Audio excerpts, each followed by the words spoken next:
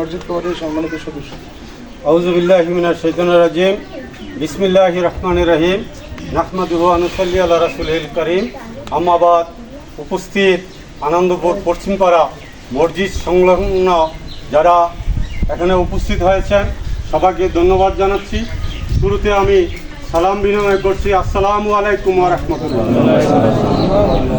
আজকে জুমার নামাজ পড়ার পর আমরা আমাদের মসজিদে নামাজটা পড়তে পারি নাই, এর সাথে পরিতাপের বিষয় আর কি আছে।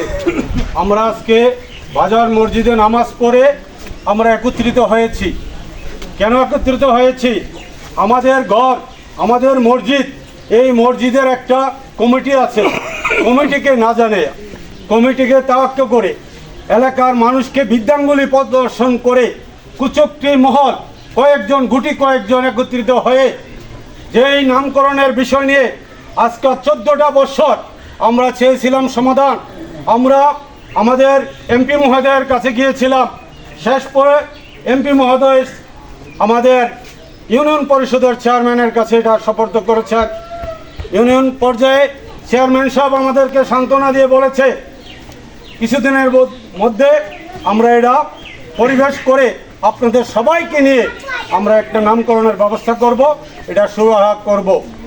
এই মুহূর্তে দেশের প্রেক্ষাপট পরিবর্তনের কারণে চেয়ারম্যান সাহেব এখনো আছে এই কথার ভিতরে, কিন্তু আমাদের মহল থেকে কুচক্রী মহল কয়েকজন একত্রিত হয়ে যেদিন 5 তারিখে দেশের পরিবর্তন হয়েছে, 6 তারিখ কয়েকজন মিলে এটা নামটাকে একজনের নামে নামকরণ করেছে। যেই নামটার কারণে আমাদের অনেকেরই দ্বিধা ছিল, দ্বন্দ্ব ছিল। 14টা বছর আমরা একত্রে এক হইতে পারি নাই, নামকরণটা লিখতে পারে নাই।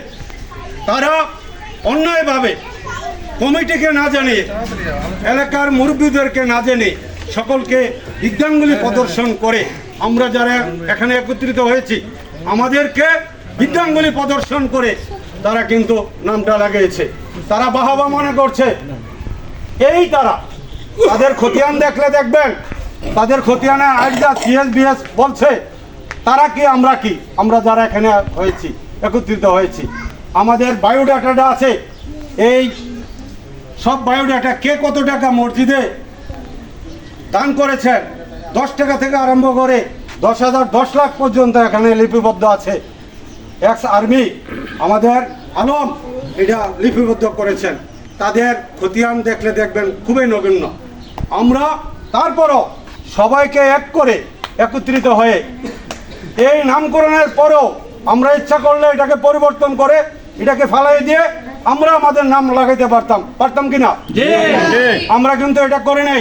আমরা ধৈর্য ধারণ করেছি। ইন্নাল্লাহা মা সাবিরিন, ধৈর্যের ভিতর নিয়ামত। 1 মাস ধৈর্য ধারণ করার পরেও তাদেরকে আলমগীর আমাকে কয়েকজন বলছে, বাবুল ভাই আমাকে বলছে আমাদের কয়েকজনকে নিয়ে বৈশা এটার একটা সকলকে নিয়ে একটা সমাধান করবে। আমাকে বলল তাদের সাথে পরামর্শ করে নেই। গত কয়েকদিন পরেও আগেও এই কথা বলল। কালকে আমি কয়েকজনরে বললাম তাদেরকে যে শেষ পরে লুকমান আমারে বললো তাদের সাথে কথা হয়েছে, আমার সাথে কথা বলবে তারা। আমাকে যেদিন তারা বললো যে আপনি পারবেন এটাকে একত্রিত করতে, সবাইকে একত্রিত করে আমরা একটা সমাধান যাইতে, এরপরে থেকে আলমগীর আর ফোন ধরে না। লুকমান রে অনেক ফোন দিয়েছি, লুকমান আবার লুকায়িত। এরপরে বাবুল ভাইকে ফোন দিয়েছি, বাবুল ভাইয়ের ফোন ঢুকে না। আসলে এটা একটা তাল বাহানা। এই বাহানাটা আমরা বুঝি, আমরা জানি। আমরা ইচ্ছা করলে সবাই একত্রিত হয়ে আল্লাহর ঘর মসজিদে সংঘর্ষ হবে এই বিধায় আমরা সংঘর্ষ করতে যাই নাই। আমরা ইচ্ছা করলে আমরা কি একটা মসজিদ নির্মাণ করতে পারি না? আমরা প্রয়োজনে তাদেরকে যদি একত্রিত করতে না পারি আমরা প্রয়োজনে একটা মসজিদ করব। সকলকে নিয়ে আমরা মসজিদ করব। আর মসজিদে যদি করা লাগে আমি আপনাদের কাছে একটু মেসেজ দিতে চাই, তাদেরকে মরণে জীবনে সহনে স্বপনে সব কিছুর থেকে বাদ রেখে আমরা এগিয়ে যাব। আমরা নিবন্ধন করব আমাদের সাথে কে কে আছে তাদের নাম লিস্ট করব। আর যারা আমাদের নিবন্ধনে আসবে না তাদেরকে পরিহার করে সব সময়ের জন্য আমরা চলবো। আমরা কি এক হতে পারবো? যদি আমরা এক হতে পারি, এইভাবে তাদেরকে বাদ দিয়ে আমরা এগিয়ে যাব। আমরা মসজিদ করব, সব কিছু করব। আর সামাজিক বন্ধনটা ধরে রাখার জন্য আমরা আবারও চেষ্টা করব। এই চেষ্টাও যদি আমরা বিফল হই, তারপরে আমরা ইনশাল্লাহ মসজিদ করব। আমরা ছোট করি বড় করি, বড় পরিসরে করি ছোট পরিসরে করি, আমরা নামাজ পড়ার ব্যবস্থা করতে হবে। আমরা মুসলমান, কুল্লে নাফসিন যায়কাতুল মউত, সকলকে মরতে হবে। আমরা এই ধিক্কার নিয়ে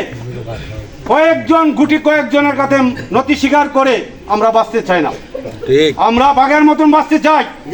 আমরা সমাজের নেতৃত্ব দেই যারা, তাদেরকে তোয়াক্কা করে যারা খারাপ কাজের সাথে জড়িত, তাদের আর্য দেখেন ছোট থেকে আরম্ভ করে জঘন্য খারাপ কাজের সাথে তারা জড়িত ছিল, এখনো আছে।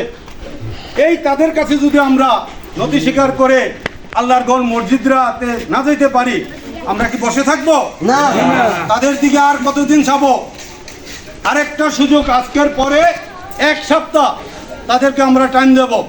এর ভিতরে তাদের থেকে যদি কোনো মেসেজ না আসে, তাদের সাথে যদি আমরা বসতে মিল হইতে না পারি, আমরা মসজিদ করবো ইনশাল্লাহ।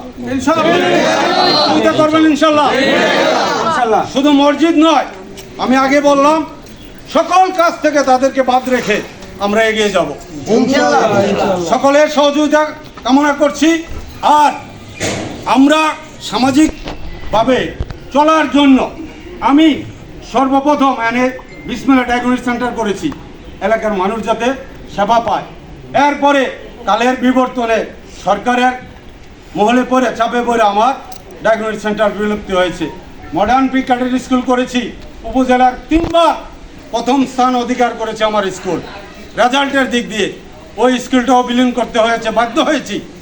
এরপরে শ্রীমন্তপুর হেমসত্তার উচ্চ বিদ্যালয়ের আমি স্বপ্নদ্রষ্টা, আমার ভাই আব্দুর রশিদ, শ্রীমন্তপুরের কাশেম, আমি মিল্লা উদ্যোগ নিয়া আমার এই ঘরে বৈশা 3 মাস লাগাইয়া আমাদের কার্যক্রম করা, পরে যাইয়া হেমসত্তার খানকে ওই লাকসাম থেকে আয়না আমরা মিটিং দিয়ে শ্রীমন্তপুর হেমসত্তার উচ্চ বিদ্যালয়ের নামকরণ করে শ্রীমন্তপুর হাই স্কুল করছি। এরপরে সামাজিকটা ওইভাবে আগানোর জন্য আজকে কাদের আসেনি প্রভাষক আমাদের কুমিল্লা বিশ্ববিদ্যালয়, ভিক্টোরিয়া বিশ্ববিদ্যালয়ের প্রভাষক কাদের আমার শ্রীমন্তপুর অগ্নিবীণা শিশু নিকেতন কেজি স্কুল, এই কেজি স্কুল দিয়ে আমি হাই স্কুল করছি। এই আমার ছাত্র তারা আজকে যারা এই কেজি স্কুলে মডার্ন স্কুলে ছিল, তারা আজকে সমাজের ভালো স্থানে আছে। কেউ মেডিকেলে আছে, কেউ ইঞ্জিনিয়ার আছে, কেউ এই পেশকারে আছে, কেউ ডাক্তার আছে, কেউ সচিবালয় আছে। দেশের বিভিন্ন ভালো স্থানে তারা আছে। কি জন্য করেছি? সমাজটাকে একত্রিত করার জন্য, সবাই মিলেমিশে পরিবর্তন করার জন্য, সুশীল সমাজ কায়েম করার জন্য।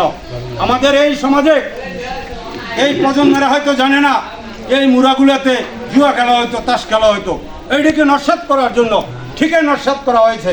সভ্যতা জাগ্রত হয়েছে, অসভ্য দূরীভূত হয়েছে। এই স্কুল কলেজগুলো করার কারণে অনেক পরে হয়েছে আব্দুল মতিন খসরু ডিগ্রি কলেজ। আমাদের হাই স্কুল, প্রাইমারি স্কুল, ওই মডার্ন স্কুল এগুলো করার অনেক পরে আমরা কলেজ করতে সক্ষম হয়েছি। কলেজেও আমাদের অবদান আছে। কলেজের যেই মাটিগুলো সম্পূর্ণ মাটি আমরা দিয়েছি আমার এই বাগান থেকে। এক কোদাল মাটি অন্যখানতে আনতে হয় না, আমরা 1 টাকা নেই। এই সামাজিক বন্ধনটাকে আপগ্রেড করার জন্য আমরা এই ব্যবস্থা করছি। সামাজিক সকল কাজের জন্য আমার ভাই আব্দুর রশিদ, মরহুম আব্দুর রশিদ ঝাঁপিয়ে পড়তো। এই ঝাঁপিয়ে পড়া একটা কাজের সমাধান করত।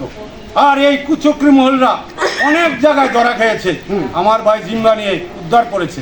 অথচ আজকে এই কুচক্রি মহলরা আমাদেরকে দাবানোর জন্য, সমাজটাকে বিচ্ছিন্ন করার জন্য আজকে এই কাজটা করেছি। আমরা তার তীব্র নিন্দা জানাই। আমরা সকলে মিলে তাদেরকে সহ নিয়ে এখনও আমরা চাই একত্রভাবে আমরা মসজিদরাতে আমরা সবাই নামাজ পড়ি। আমাদের অবদান আছে।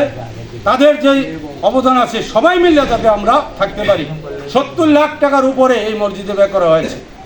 খতিয়ান বিচারলে তাদের কয় টাকা আছে আর আমাদের কত টাকা আছে এটা বিচারলে পাওয়া যাবে, আমরা স্পষ্ট সবাইকে দেখাইতে পারবো। আমরা তাদের সাথে যদি এরপরেও যদি মিলতে না পারি আমরা ইনশাল্লাহ মসজিদ করব।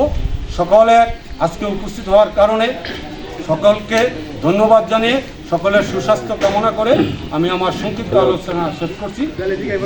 ওমা তৌফিক ইল্লা বিল্লাহ। আসসালামু আলাইকুম ওয়া রাহমাতুল্লাহ।